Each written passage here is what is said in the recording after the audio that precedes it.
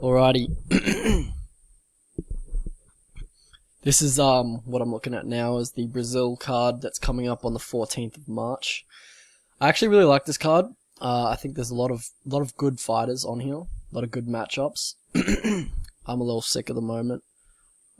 Seems like that's the case with everybody everywhere. So Kevin Lee, Charles Oliveira, I'll be breaking that fight down. Just hold on for that. Damian Maia versus Gilbert Burns. I think Damian Maia pulls it off just by being bigger, and he has better takedowns than Gilbert. I think he eventually gets Gilbert down, gets a bit of top control, bears his weight on him, and tires Gilbert out mid-second round. And doesn't sub him, probably goes to decision. Renato Moicano, lightweight debut versus Damir Hadzovic. Hadzovic is no walk in the park. The line's a bit wide at the moment. I don't think anybody should be betting on Renato. When there's so many unknowns, like what's his chin like? Like he doesn't seem to have the best chin, and then his striking defense isn't very good. And now he's going up a weight class, so the guys are going to be hitting harder. And as we've seen, when guys go up a weight class, their chin doesn't necessarily improve. And Damir can connect and he can hurt you. So Renato probably edges it on volume because Damir is low volume. This is a crazy fight. Ooh. God. Probably Krylov. Jesus. Johnny's so hard to fight. It'll be over in one round probably. Head kick Krylov. Johnny's a bit chinny. But he can easily catch Krylov. Don't know enough about these guys. Trinaldo wins that pretty easily. Just better everywhere. Oh, that's a good one. That is a good one. If Alexei connects, could be trouble for Zaleski, Elizu. Oh, Jesus, Dos Santos. Let's just call him Zaleski Dos Santos. Yeah, I think Alexei knocks him out. Breaking that down later in the week. Whew. If Marino can keep it on the feet, yeah. But GCA's got really good timing on the double leg. Yeah, probably GCA by top position and just takedowns. Don't know, don't care. Don't know, don't care.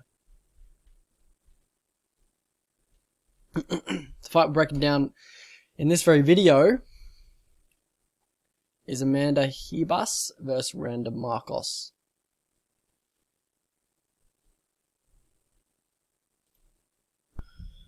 The UFC website didn't have a photo of Amanda Ribas, so I just went to Tapology, if you're wondering why the screen changed. A few X factors in this one. It's a home country fight for Amanda Ribas, so you know the story about Brazilian judges. They gift decisions when they're probably not just, and yeah, it's a common occurrence for Brazilian cards. She also trains at ATT, which is, in my opinion, the best camp going around at the moment.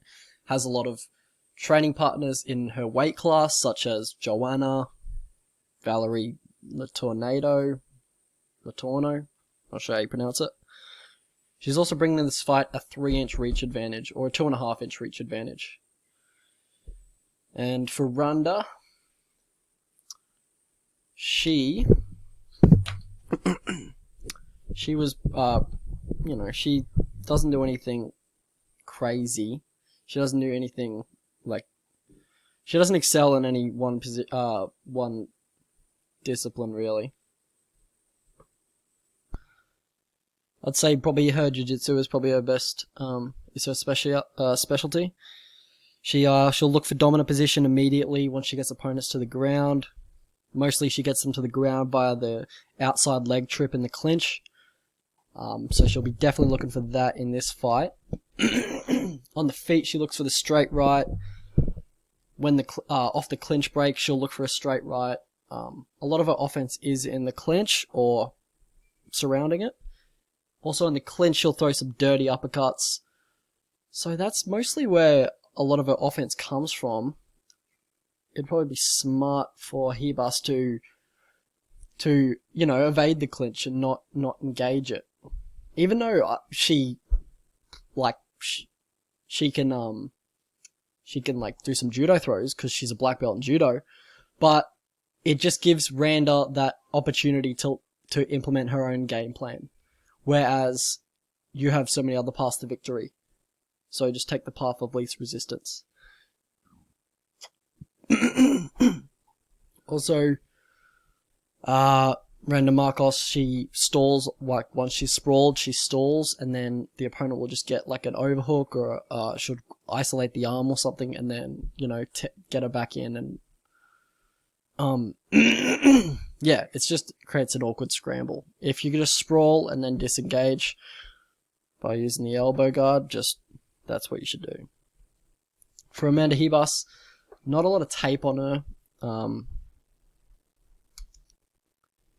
a lot of tape on her. She's only had 9 fights, but they're over pretty quickly. She finishes most girls within the distance, and her only loss is a knockout from Poliana Viana, which was over pretty quickly. So her fights usually are over pretty quick. But I have noticed that she'll keep the forward pressure on you. She won't take a backward step. I don't see her taking a backward step in this matchup at all. I think Randa will definitely be the one retreating. I think Amanda is definitely the alpha female in this matchup. She'll be the one to impose her will more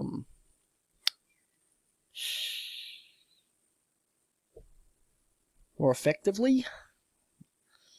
So yeah, her favorite punches, probably a pull 2, push jab. You saw her pumping that jab out in the Dern fight.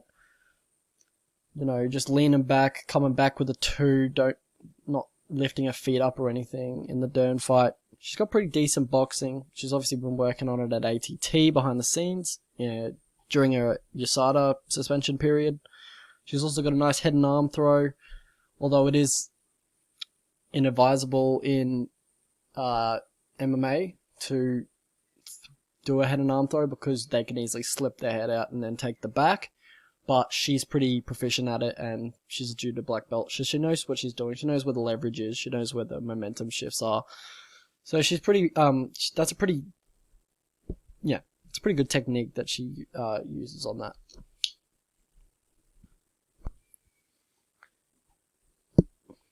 And she also looks to advance position immediately, get in position, land some ground and pound. She'll only do that once in like a mount or a back mount, and she's got pretty aggressive ground and pound,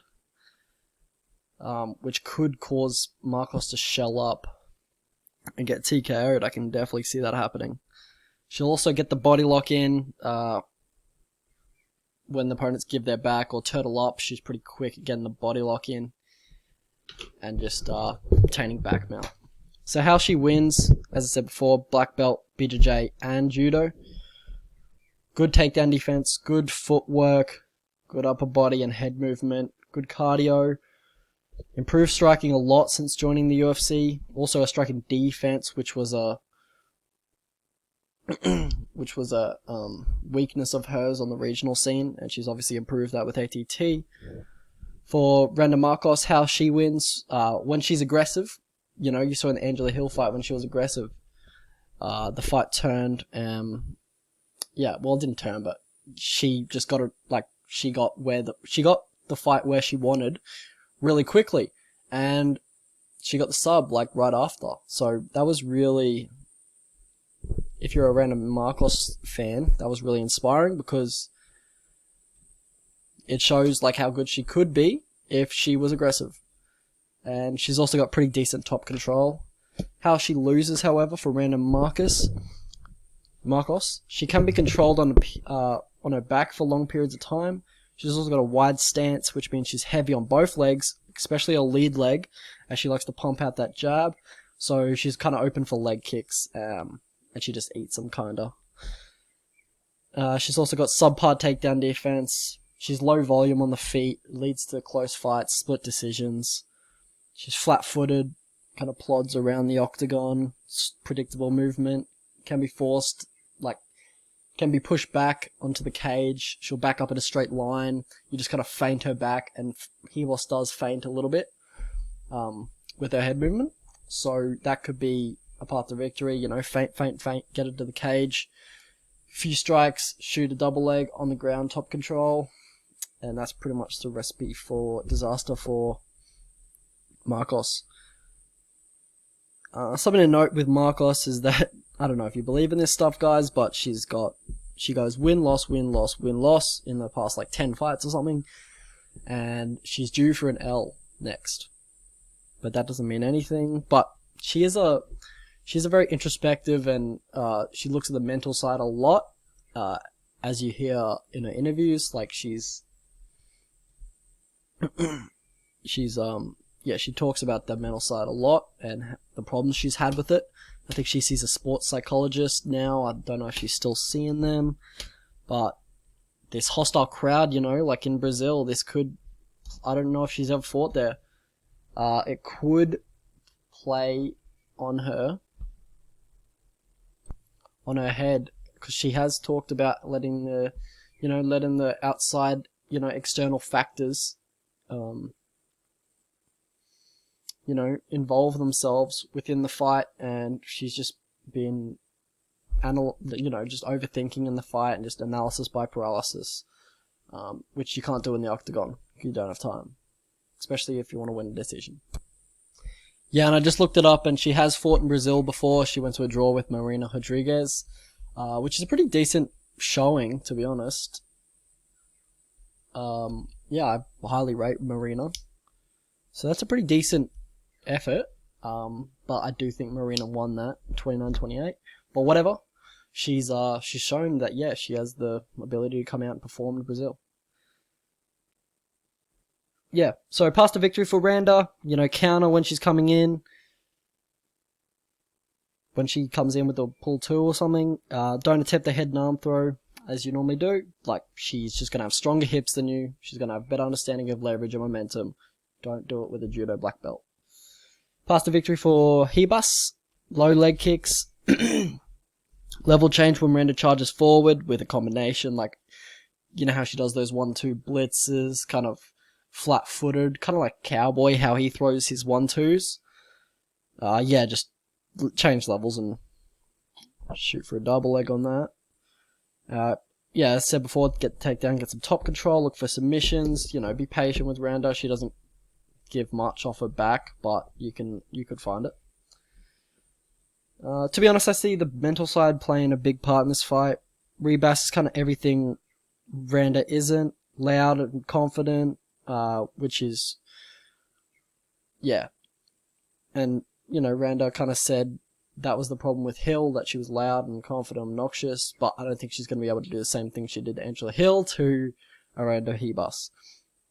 Although I think the clash of personalities fueled her, I believe this time circumstances are not in her favour. Hostile crowd in Brazil, but thoroughly outskilled, kind of everywhere in this fight. I think this will lead to frustration as the fight goes on. I could see a late finish just by frustration, and maybe Randa giving her back or something.